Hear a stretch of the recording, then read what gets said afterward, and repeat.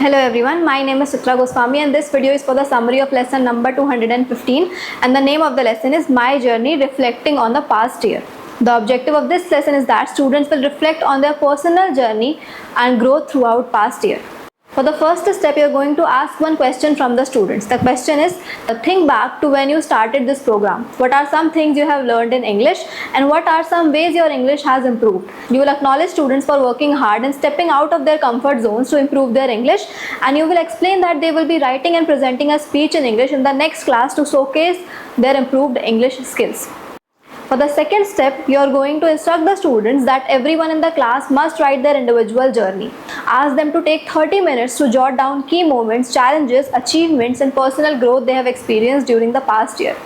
And you are going to write on the board the structure of their speech. The first is a starting point, is the personal growth, third is personal challenges, and the fourth is strategies for success.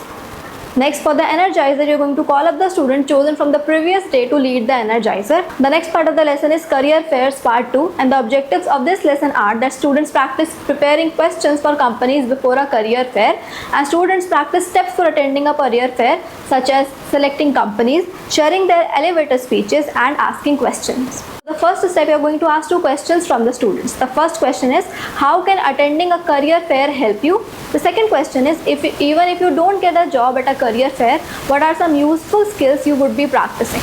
And you are going to share the objectives of the lesson with the class, and you will call on one or two students to explain in their own words. And if time allows, you will ask why learning this can help them in their life. For the second step, you are going to ask the students to open their SRBs to lesson 125B. They should read the job descriptions and choose two that they would want to apply to. And you will remind them that they may not see a job that is exactly what they want, just as a real job fair may not exactly have a job that they want. Speaking to employers is still good practice and may help them to connect to another job. And they should write down 3 meaningful questions to ask the HR representative or employer for each of those 2 jobs.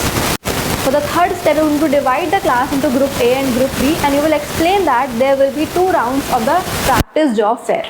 For round 1, group A will role play the employers. For each company listed in the SRBs, you will assign 1 or 2 students to role play employers for that company, and you will tell them to move to the station with their company's sign. Their role is to greet and listen to the job seekers, answer any questions. They may make up realistic answers if the information is not included in the job description handout. Group B will role play the job seekers, and they should find out 2 companies that they are most interested in talking to. Their role is to greet the employers and give their elevator speech, ask their prepared questions and collect contact information, and ask if they may leave their resume. For round 2, Group A and Group B should switch roles. For the fourth step, we are going to conduct a TPS activity, and the questions for the TPS are: what went well during the mock job fair? What do you think you could improve if you attend a real job fair? And what might you want to include in a follow-up note? For the fifth step, you will explain that the 5-day giving back activity is finished, but that the students should continue to share information about FEA with others. You will gather information and updates and acknowledge students who have helped connect new students with FEA. And you will present Star Mobilizer certificates to students who enthusiastically contributed. For the sixth step, you are going to ask the students to log into their Duolingo account, and you will let the students begin their Duolingo practice. As a reminder, check with students if they have uploaded their 2-minute video by now. You will ask students if they have signed up for the MOOC club, and you will help students to sign up for the MOOC club if they have not yet. Lastly, you are going to acknowledge the students for what they did well during the session, and you will conduct the pledge. Thank you so much.